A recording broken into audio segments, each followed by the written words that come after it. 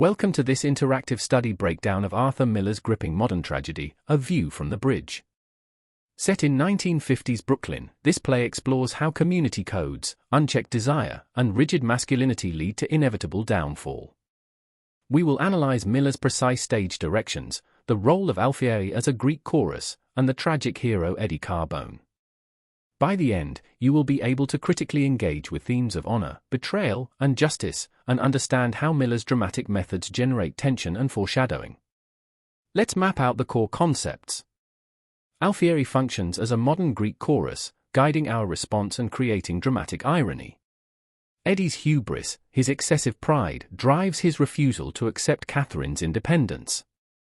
Miller deliberately positions Eddie as a tragic hero from the working class, using symbols like the bridge to represent transition and the knife to foreshadow violence.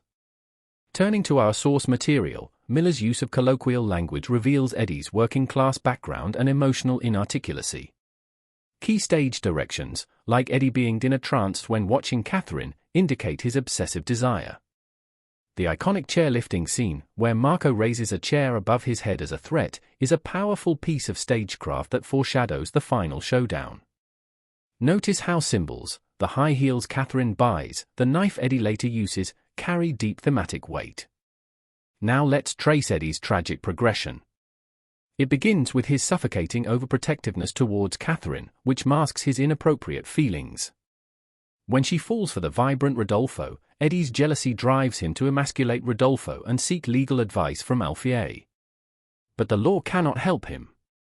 In a moment of hubris, Eddie commits the ultimate betrayal of the community code, calling immigration. This isolates him utterly. The final showdown with Marco leads to Eddie pulling a knife, but he is killed by his own weapon. His last words, "my B," show a fleeting recognition of his mistake. Let's work through an exam question. For full marks, start by defining dramatic irony. The audience knows more than the characters do. Then explain how Alfieri's opening speech immediately warns us of blood and vengeance. Use a specific quote, such as "the disaster is already in the room," to show how we are primed for disaster. Then analyze the effect. Every scene becomes charged with tension because we see Eddie heading blindly towards his doom. This is a core technique in Miller's tragic framework. Watch out for common mistakes. Many students simply narrate the story without analyzing how Miller creates effects. To score highly, you must examine his use of stage directions, colloquial language, and symbolism.